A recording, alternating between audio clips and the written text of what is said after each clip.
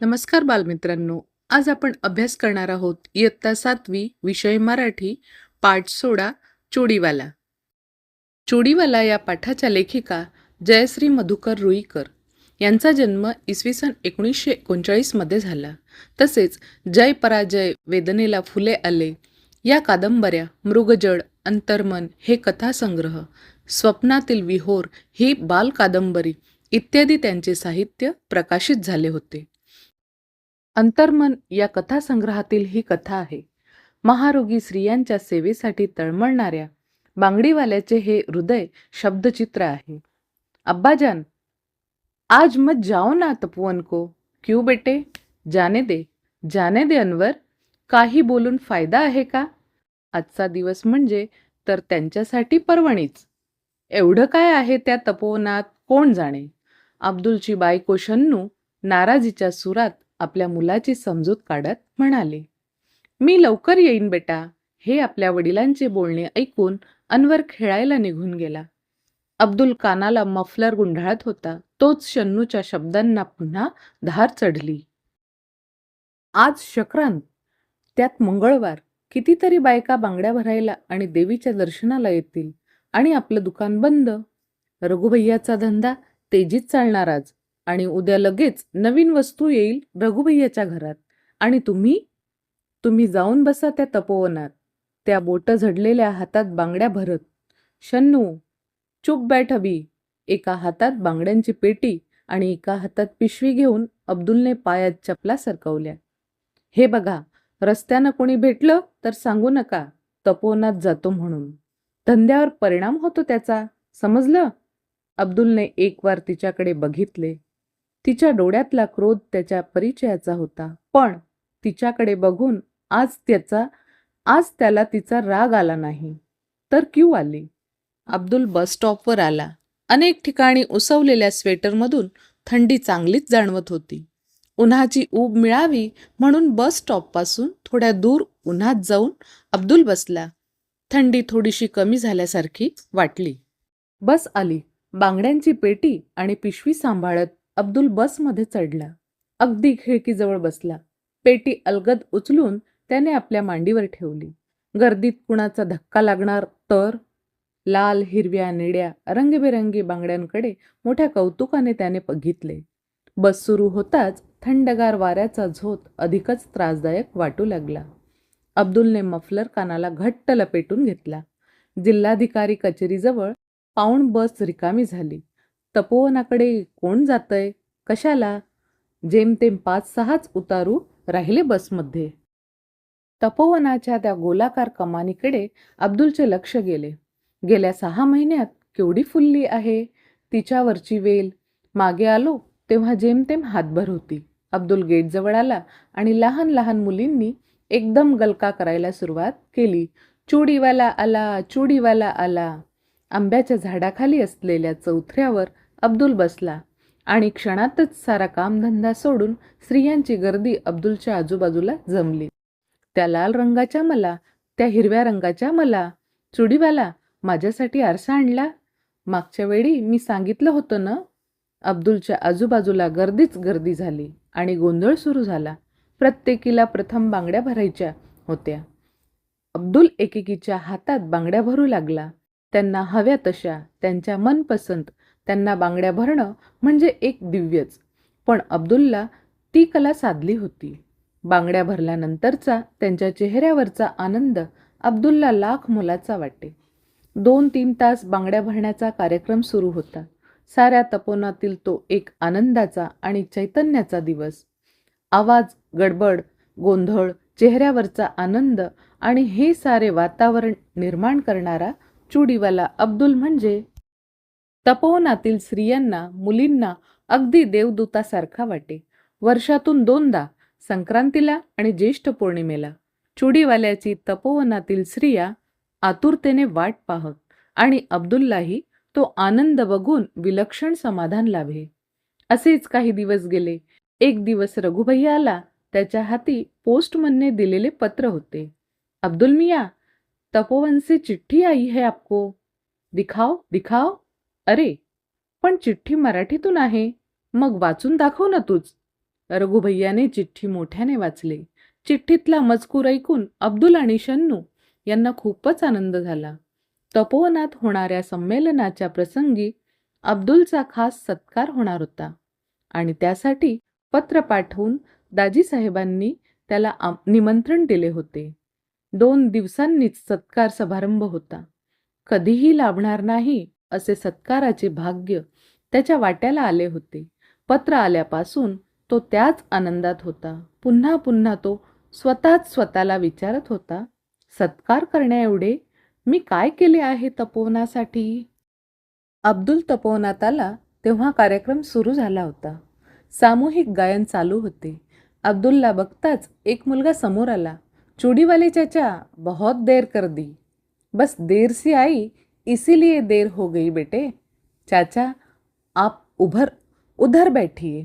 स्टेजच्या समोर बाजूला मांडलेल्या खुर्च्यांवर काही निमंत्रित पाहुणे मंडळी बसली होती.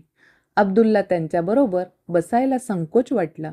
तो तसाच उभा राहिला. तेवढ्यात खुद्द दाजीसाहेबांनीच त्याला बोलवून जवळच्या खुर्चीवर बसायला लावले. सत्कार समारंभाच्या कार्यक्रमाला सुरुवात झाली. सुरुवातीचे अध्यक्षांचे स्वागत वगैरे औपचारिक झाल्यावर दाजीसाहेबांनी बोलायला सुरुवात केली. अब्दुल बघतच राहिला. 84 वर्षाच्या वृद्धाचा ताठपणा, उंच सडसडीत देह यष्टी, तेजःपुंज चेहरा, गौरवर्ण पांढरे स्वच्छ धोतर, त्यावर बंद गड्याचा कोट आणि डोक्याला केशरी फेटा. या वयातही आवाजातला खणखणीतपणा आणि बोलण्यातही ऐट यामुळे अब्दुल भारावून बघत राहिला. दाजीसाहेब बोलत होते. रामानं सेतूबंधन केलं, पण त्यासाठी अनेकांचा हातभार लागला. अगदी लहानशी खार, पण तिनं सुद्धा आपल्या शक्तीप्रमाणे सेतूबंधनाला मदत केली. तशीच मदत या तपोवनासाठी देणाऱ्या काही व्यक्ती आम्हाला सुदैवाने लाभल्या आहेत. संक्रांतीला आणि ज्येष्ठ पौर्णिमेला बांगड्या भरण्याचा प्रस्ताव जेव्हा समोर आला तेव्हा अनेक बांगडीवाल्यांना भेटून इथं येण्याबद्दल विनंती केली. पण कुणीही माझ्या विनंतीचा स्वीकार केला नाही. अब्दुल मियांनी मात्र स्वतःहून इथं येण्याचं आश्वासन दिलं आणि दरवर्षी न चुकता अब्दुल मियाँ इथं येतात. येथील भगिनींच्या जीवनात आनंदाचा वर्षाव करतात. वर्षातले 2 दिवस तपोवनात अतिशय आनंदाचे आणि उत्साहाचे असतात. कुठल्याही मोबदल्याची अपेक्षा न करता अब्दुल मियाँ न बोलावता दरवर्षी येतात. तपोवनातील स्त्रिया, मुलीबाळी त्यांच्या येण्याकडे डोळे लावून बसलेले असतात. अब्दुल मियाँचे हे समाजकार्य, ही मानवसेवा खरोखर फार फार मोठी आहे, अनमोल आहे आणि म्हणूनच आज त्यांचा सत्कार करण्याचं ठरवलं आहे. तेव्हा त्या सत्काराचा स्वीकार अब्दुल मियांनी इथं येऊन करावा. अब्दुल स्टेजवर चढला. दाजीसाहेबांनी फुलांचा गुच्छ आणि तपोवनातील लोकांनी तयार केलेली सुंदर फुलदाणी त्याला दिली. टाळ्यांचा कडकडाट झाला. अब्दुल अतिशय भारावून गेला. त्याने चटकन दाजीसाहेबांच्या पायांना स्पर्श केला. बराच उशीर झाला होता. अमरावतीहून आलेली निमंत्रित मंडळी मोटारीतून जाणार होती. दाजीसाहेबांनी अब्दुलला त्यात बसवले. मोटार धावत होती. अब्दुल विचार करत होता, आज शन्नूला आणायला हवे होते. तिचा गुस्सा तरी कमी झाला असता. मोटार धावत होती. आकाशात अष्टमीचा चंद्र हसत होता. आकाश मेघविरहित निळ्या नितळाईने नटले होते. वातावरण अंतर्बाह्य प्रसन्न वाटत होते. दाजीसाहेब अब्दुल मियाँचा सत्कार करीत असतानाचे हे चित्र या ठिकाणी दिलेले आहे. अंबादेवीच्या चौकात मोटर थांबली. अब्दुल खाली उतरला. घरी आला. अब्दुल येताच शन्नू उठली. थाळीत चपाती आणि वांग्याची भाजी घेऊन तिने थाळी अब्दुल समोर ठेवली. अब्दुल एखाद्या अपराध्यासारखा मान खाली घालून जेवू लागला. तू नहीं खाएगी? नहीं. जी नहीं चाहता खाने को. अनवर जेवला पण खिम्यासाठी हट्ट धरून बसला होता. अब्दुलच्या हातातला घास हातातच राहिला. एकाएकी जेवणावरची इच्छाच मरून गेली. तोंडात घास घोळू लागला. कितीदा सांगितलं, हा धंदा सोडून द्या, दुसरा धंदा सुरू करा, पण शन्नूचे पुढचे बोलणे अब्दुलने ऐकलेच नाही. तो चटकन उठला. हात धुवून अनवरच्या शेजारी येऊन पडला. शन्नूचे बोलणे, त्यातला शब्द न शब्द त्याला पाठ होता. कितीदा तरी तेच ते बोलून झाले होते. नवीन धंदा, नवीन धंदा, भांडवल नको? कुठून आणणार? तो थोडासा जोराने पण शन्नूला ऐकायला जाईल अशा आवाजात बोलला. पण भांडवलापेक्षाही त्याला अब्बाजांपासून चालत आलेला हा बांगड्यांचा धंदा सोडवत नव्हता. नवरात्र जवळच होते, त्यात धंदा चांगला झाला. लोक आता दिवाळीच्या तयारीला लागले होते. रघुभैयाने दुकानाला रंग देण्याचे काम काढले होते. अब्दुल दुकानावर आला. त्याचा चेहरा उदास दिसत होता. रघुभैयाने त्याला आवाज दिला, क्यों, आज दुकान नाही खोलता? नाही रघुभैया, हे तपोवनच आता दाजीसाहेबांच्या हाती राहिलं नाही. हे कळलं तेव्हापासून मन नाही लागत धंदा करायला. आता तपोवनाचं काय होईल रे रघुभैया? केवढी मोठी वसाहत, किती रोगी, आता त्यांची कशी काळजी घेतली जाईल रे? आणि आयुष्याचं मोल देऊन तन मन धनानं फुलवलेली ती कर्मभूमी सोडण्याच्या कल्पनेनं दाजीसाहेबांना काय वाटत असेल बरं? अब्दुल विलक्षण हळवा झाला. चल रघुभैया, मेरे साथ चल तपोवन. आज शेवटलं दर्शन घेऊन येऊ त्या तपोवनाचं. वेदनांशी झगडणाऱ्या त्या रोग्यांच्या मनाची आज काय अवस्था झाली असेल रे? पण रघुभैयाचे रंगाचे काम अर्धवट पडले होते. अब्दुल एकटाच गेला. अमरातीहून लोक तपोवनात जात होते. त्यात अब्दुल मिसळून गेला. तपोवनातील दृश्य अतिशय केविलवाणे होते. काही कुष्ठरोग्यांना इतरत्र पाठवले होते. ते रोगी रातोरात पायी पायी परत तपोवनात आले होते. दाजीसाहेबांजवळ रडत होते. सारे तपोवन सुन्न झाले होते. शोकसागरात बुडाले होते. 8 दिवसांनीच दीपावलीचे असंख्य दीप घरोघरी रस्तोरस्ती उजळणार होते. पण ज्यांच्या अंधारमय जीवनात आशेचा दीप आजपर्यंत तेवत होता, तो आता मालवणार होता. अतिशय दुःखी मनाने अब्दुल तपोवनातून घरी आला. काहीही न बोलता पडून राहिला.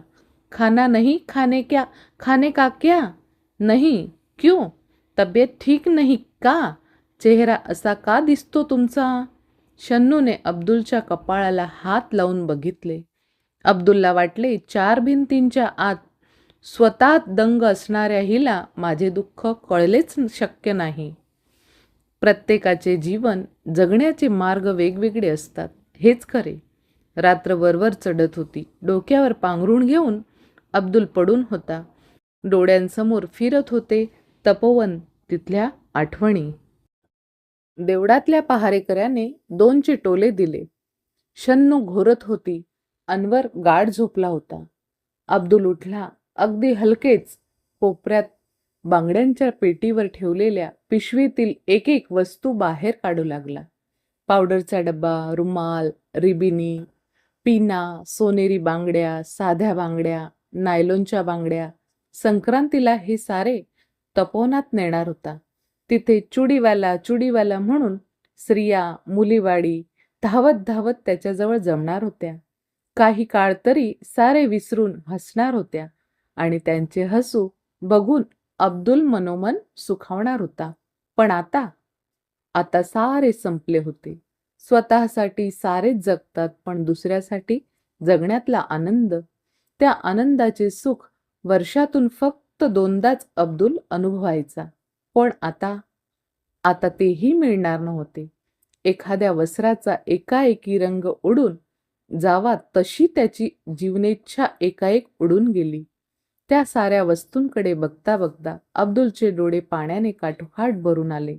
त्यात तपोवनाचा परिसर विरघळत होता. हळूहळू रात्र उतरणीला लागली होती. बालमित्रांनो, आता आपण पाठातील काही नवीन शब्दांचे तसेच वाक्प्रचारांचे अर्थ जाणूया.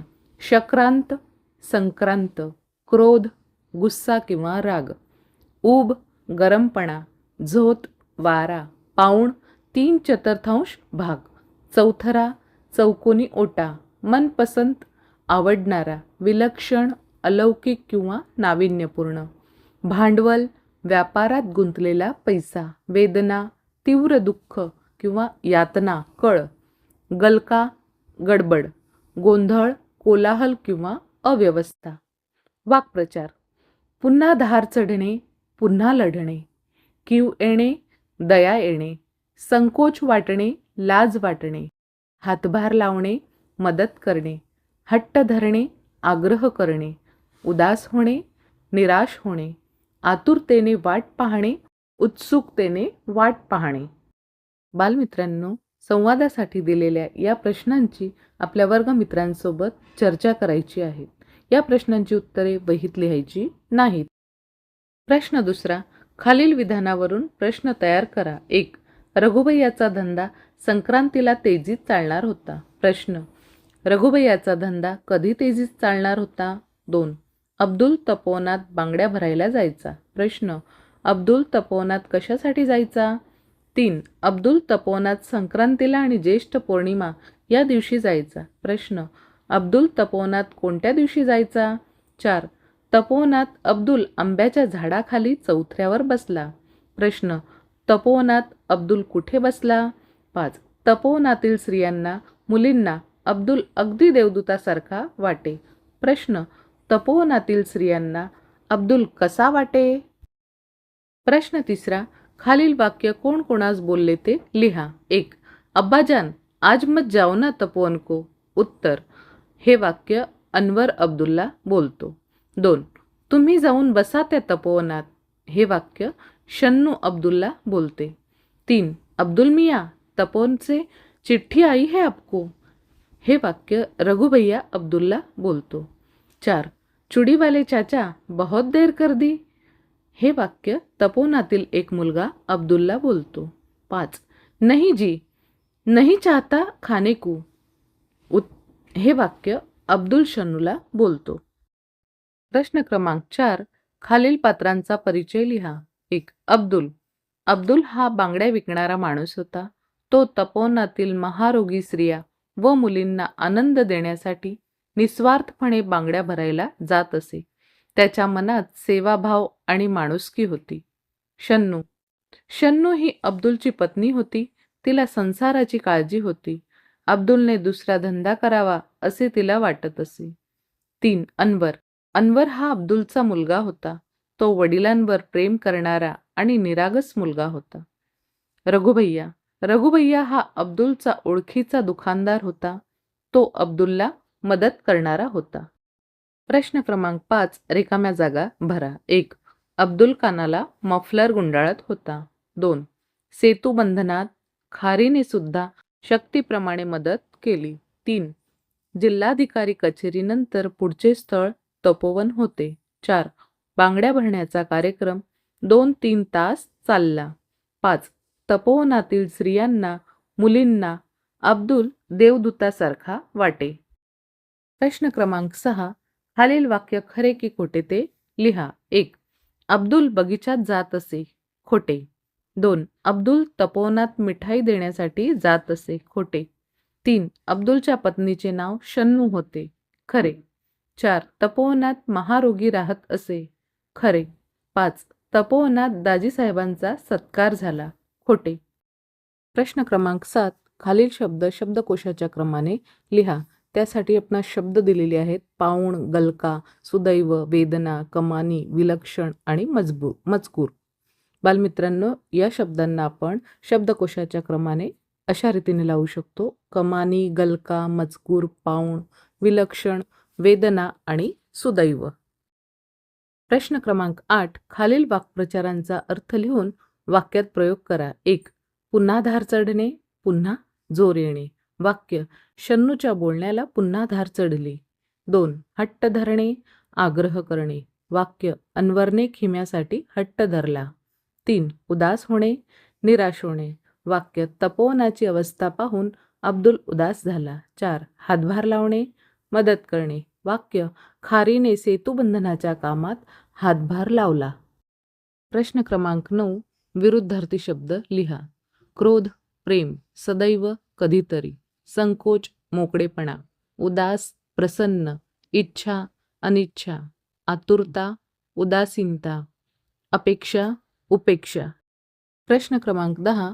अब्दुलच्या कुटुंबाविषयी 4-5 वाक्य लिहा. अब्दुलच्या कुटुंबात त्याची पत्नी शन्नू आणि मुलगा अनवर होते. अब्दुल बांगड्या विकण्याचा व्यवसाय करत होता. शन्नूला संसाराची काळजी होती.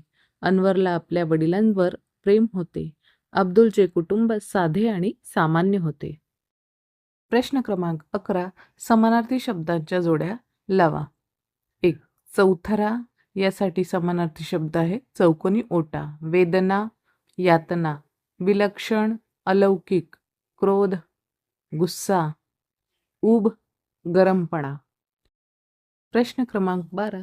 सेवेचा भाव असलेल्या वाक्यासमोर बरोबरची निशाणी करा. 1. केशव आजीला मंदिरात घेऊन गेला. बरोबर. कल्याणीने दवाखान्यात रोग्यांना फळे दिली. बरोबर. संजयने ताटात उष्टे ठेवले. चूक. राधिकाने मुलांना वह्या वाटल्या. बरोबर. कमलने वर्गात पंखा सुरू ठेवला. चूक. माधवने वृद्ध व्यक्तीला रस्ता ओलांडण्यात मदत केली. बरोबर. प्रश्न क्रमांक 13. खालील परिस्थितीत तुम्ही काय कराल? 1. तुम्ही कुणाला भुकेले पाहून काय करणार? उत्तर. मी त्याला अन्न देऊन मदत करेन. 2. मांजरीचे पिल्लू पावसात ओले होत असेल तेव्हा काय करणार? उत्तर. मी त्याला सुरक्षित ठिकाणी नेईन. 3. तुमच्या मित्राने कंपास मागितली तर काय करणार? उत्तर. मी त्याला माझी कंपास देईन. 4. बसमध्ये वृद्ध व्यक्ती उभी असणार तेव्हा तुम्ही काय करणार? उत्तर. मी माझी जागा त्यांना देईन. 5. आई आजारी असेल तेव्हा काय करणार? उत्तर. मी आईची काळजी घेईन आणि तिला मदत करेन. प्रश्न क्रमांक 14. दिलेल्या वाक्यात गुण, क्रिया, स्थिती किंवा प्रक्रियांचा निर्देश शोधून कंसात लिहा. 1. लता मंगेशकर यांचा आवाज गोड होता. या ठिकाणी लता मंगेशकर यांचा आवाजाचा गुण दर्शविण्यात आला आहे. 2. शाळेच्या बाजूला मंदिर आहे. या ठिकाणी शाळेची स्थिती दर्शविण्यात आलेली आहे. 3. रमेश पुस्तक वाचत आहे. या ठिकाणी रमेशची पुस्तक वाचण्याची क्रिया दर्शविण्यात आलेली आहे. अतिवृष्टीमुळे नदीला पूर आला. या ठिकाणी अतिवृष्टीमुळे आलेल्या पुराची प्रक्रिया दर्शवण्यात आलेली आहे. माही गणित सोडवत आहे. या ठिकाणी माहीची गणित सोडवण्याची क्रिया दर्शवण्यात आलेली आहे. मोराची पिसे रंगबेरंगी असतात. या ठिकाणी मोराच्या पिसांचा गुण दर्शवण्यात आलेला आहे. सुरत तापी नदीकिनारी आहे. या ठिकाणी सुरतची स्थिती दर्शवण्यात आलेली आहे. पौर्णिमेच्या दिवशी समुद्राला मोठी भरती येते. या ठिकाणी प्रक्रिया दर्शवण्यात आलेली आहे. प्रश्न क्रमांक 15. खालील वाक्यात आज्ञा की सूचना आहे ते लिहा. 1. कचरा कचरा पेटीत टाका. आज्ञा. 2. शंकर आता अभ्यास कर. आज्ञा. 3. गोरगरिबांना मदत करा. सूचना. 4. नियमित शाळेत यावे. सूचना. 5. घर स्वच्छ ठेवायला पाहिजे. सूचना. 6. आजीसाठी दवा घेऊन ये. आज्ञा. प्रश्न क्रमांक 16. आज्ञार्थी आणि विद्यार्थी वाक्यांचे 2-2 उदाहरण लिहा. 1. आज्ञार्थी. तू रोज अभ्यास कर. वेळेवर शाळेत या. ही वाक्य आज्ञार्थी आहेत. विद्यार्थी. आपण नेहमी सत्य बोलावे. तसेच गरजूंना मदत करावी. ही वाक्य विद्यार्थी आहेत. प्रश्न क्रमांक 17. खालील वाक्य वाचा व त्या प्रकारची संकेतार्थी वाक्य तयार करा. 1. जर पाऊस आला नाही तर आपण खेळायला जाऊ. 2. जैसी ज्याचे कर्म तैसे त्याचे फळ देतो रे ईश्वर. 3. जेव्हा ते घरी येतील तेव्हा सोबत जेवण करू. 4. जर तू अभ्यास केला तर तुला यश मिळेल. 5. जेव्हा सूर्य उगवेल तेव्हा सकाळ होईल. प्रश्न क्रमांक 18. शंका किंवा संभावना असलेली वाक्य वाचा. त्याप्रमाणे 2-2 वाक्य बनवा. 1. कंपासात पेन नाही. कदाचित ती हरवली असेल. या ठिकाणी शंका व्यक्त केलेली आहे. 2.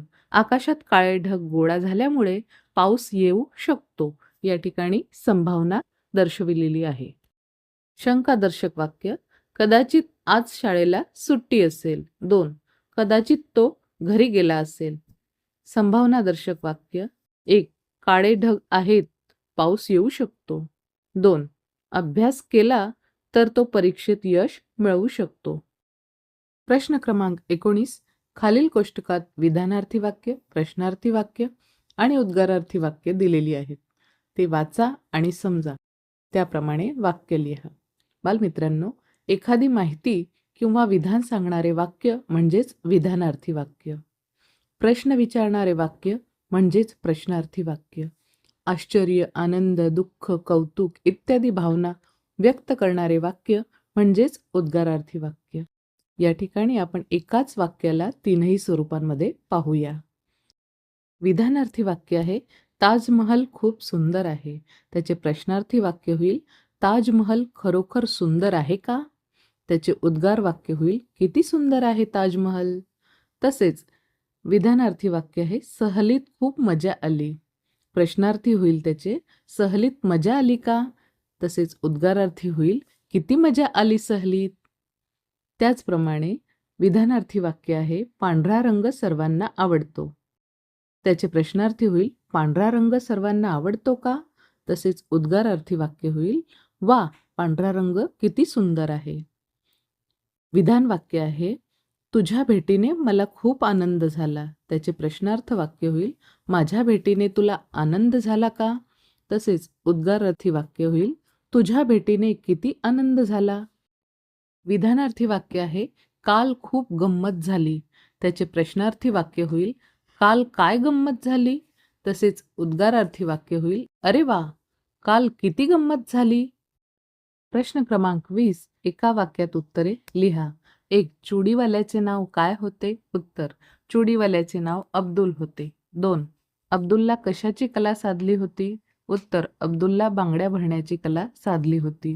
3. बांगड्या भरण्याचा कार्यक्रम कुठे होता? उत्तर, बांगड्या भरण्याचा कार्यक्रम तपोवनात होता.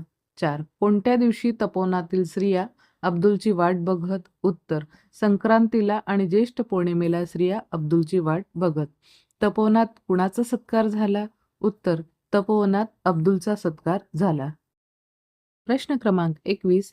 खालील प्रश्नांची थोडक्यात उत्तरे लिहा. 1.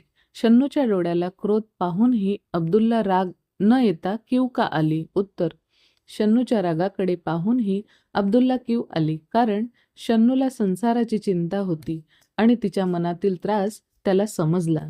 2. तपोवनातील स्त्रिया चुडीवाल्याची आतुरतेने का वाट पाहत असत? उत्तर, तपोवनातील स्त्रिया चुडीवाल्याची आतुरतेने वाट पाहत, कारण अब्दुल त्यांना बांगड्या भरून आनंद देत असे. 3. दाजीसाहेबांनी सत्कार समारंभात कोणते विचार व्यक्त केले? उत्तर, दाजीसाहेबांनी सत्कार समारंभात अब्दुलच्या निस्वार्थ सेवा आणि मानवतेचे विचार व्यक्त केले. 4. अब्दुल उदास का झाला? उत्तर, अब्दुल तपोवन बंद होण्याची बातमी ऐकून उदास झाला. 5. अब्दुलने पिशवीतून कोणकोणत्या वस्तू काढल्या? उत्तर, अब्दुलने पिशवीतून पावडरचा डबा, रुमाल, रिबिनी, पिना, सोनेरी बांगड्या, साध्या बांगड्या आणि नायलॉनच्या बांगड्या या सर्व वस्तू काढल्या. भाषा सज्जता. वाक्याचे प्रकार. मित्रांनो, अर्थ स्पष्ट करणाऱ्या अनेक शब्दांचा समुच्चय म्हणजे वाक्य. प्रत्येक वाक्यांना एक निश्चित लय असतो. लय म्हणजे आरोह आणि अवरोह. आरोह म्हणजे लयचा चढता क्रम आणि अवरोह म्हणजे लयचा उतरता क्रम. मित्रांनो, खालील वाक्य वाचा. 1. हा मुलगा फारच गोड आहे.